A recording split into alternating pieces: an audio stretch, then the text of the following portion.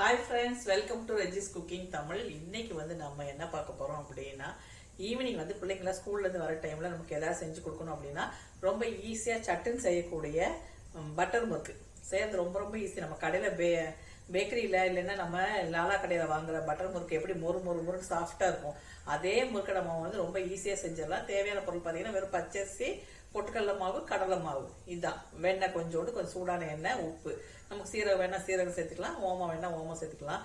ரொம்ப டேஸ்டாக இருக்கும். செய்யறது ரொம்ப ரொம்ப ஈஸி. கொஞ்சமாக மாவு எடுத்து ஒரு டைமுக்கு நம்ம அளவாக செஞ்சுக்கலாம். வாங்க எப்படி செய்யறதுன்னு வீடியோக்குள்ளே போய் பார்க்கலாம்.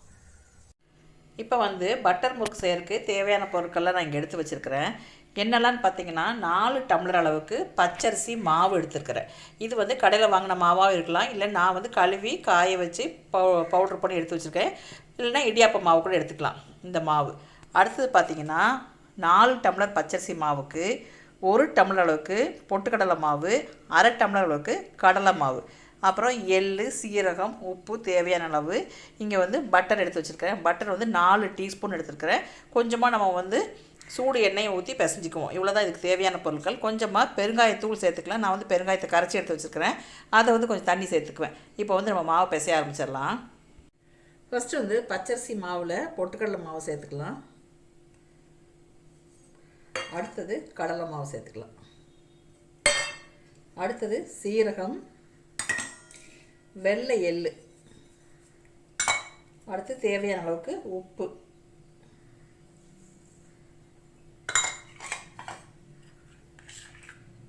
எடுத்து வச்சுருக்கிற பட்டரை சேர்த்துக்கலாம். இப்போ பட்டர் சேர்த்ததுக்கப்புறம் நம்ம நல்லா பிசைஞ்சிக்கலாம் மாவை.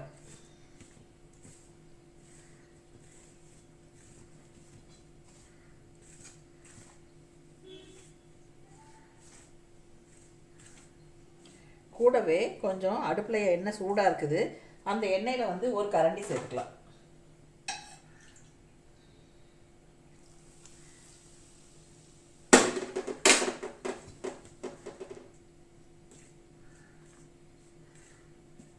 இப்போ இந்த பட்டரும் எண்ணெயும் எல்லா மாவுலையும் படுற மாதிரி நல்லா பிசைஞ்சு விட்டுட்டு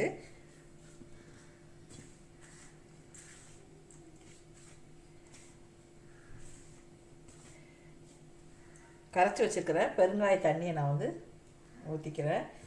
அதுக்கு நம்ம பச்சை தண்ணி ஊற்றி நல்லா பிசைய ஆரம்பிச்சிடலாம். நல்ல சப்பாத்தி மாவு பதத்துக்கு பிசையணும். மாவு நல்லா சாஃப்டாக வரும். இந்த முறுக்கு மாவு நல்லா வெண்ணெய் மாதிரி வரும். பிசைஞ்சிட்டு நான் காட்டுறேன் பாருங்கள். தண்ணி எந்த அளவுக்கு தேவையோ அந்த அளவுக்கு தண்ணி ஊற்றி நல்லா பிசைஞ்சிக்கலாம். இப்போ பாருங்கள், மாவை நல்லா சாஃப்டாக பிசைஞ்சு எடுத்தாச்சு. எந்த அளவுக்கு தண்ணி வேணுமோ அந்த அளவுக்கு சாஃப்டாக பிசைஞ்சாச்சு. நம்ம கடையில் வாங்குகிற அந்த பட்டர் முறுக்கில் கொஞ்சமாக பேக்கிங் சோடா, அதாவது சோடா உப்பு போட்டிருப்பாங்க. வேணுன்னா அதை கூட சேர்த்துக்கலாம். இன்னும் கொஞ்சம் சாஃப்டாக கிடைக்கும் நமக்கு. அவ்வளோதான். இதை நம்ம முறுக்கு மாதிரி போட போகிறது இல்லை. ஒத்தையாக நமக்கு கிடைக்கும் கடையில், அந்த மாதிரி சும்மா எண்ணெய்க்குள்ளே புழிஞ்சு விட வேண்டியதாக நீட்டமாக புழிஞ்சு விட்டு பொரித்து எடுத்துக்கலாம். இப்போ எண்ணெய் காஞ்சி சூடாக இருக்குது. இதில் நம்ம புழிஞ்சு விட்டுடலாம். இதுக்கு ஸ்டார் வச்சு புழிஞ்சோம் அப்படின்னா கடையில் கிடைக்கிற மாதிரி இருக்கும். நான் இன்றைக்கி இந்த சாதாரண தேன்குழல் வச்சு தான் நான் புழிஞ்சு விட்றேன். இந்த மாதிரி எண்ணெய்க்குள்ளே புழிஞ்சு விட்ட உடனே கரண்டி வச்சு கிண்டக்கூடாது. நமக்கு உதிர்ந்து போயிடும். கொஞ்சம் ஒரு 2 நிமிஷம் கழித்து அப்புறமா நம்ம கிண்டி விடலாம்.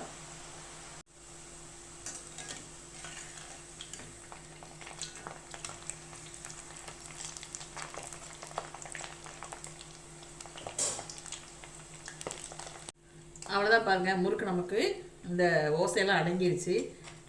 இந்த மாதிரி நுரைச்சிட்டு வரதெல்லாம் நின்றுச்சு. இப்போ எடுத்துடலாம். இதுக்கு கலர் ஜாஸ்தி வர வேண்டாம், வெள்ளையாக தான் இருக்கும் இந்த முறுக்கு. எடுத்துடலாம்.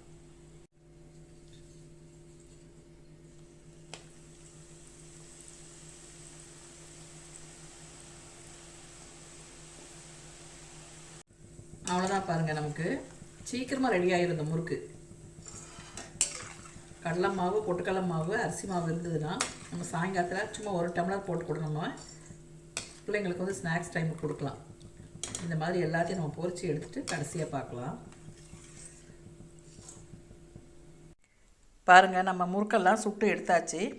சூப்பர் டேஸ்ட்டில் இருக்கும். கண்டிப்பாக ட்ரை பண்ணி பாருங்கள். சாயங்கால டைமில் கொடுக்குறதுக்கு ரொம்ப வசதியாக இருக்கும்.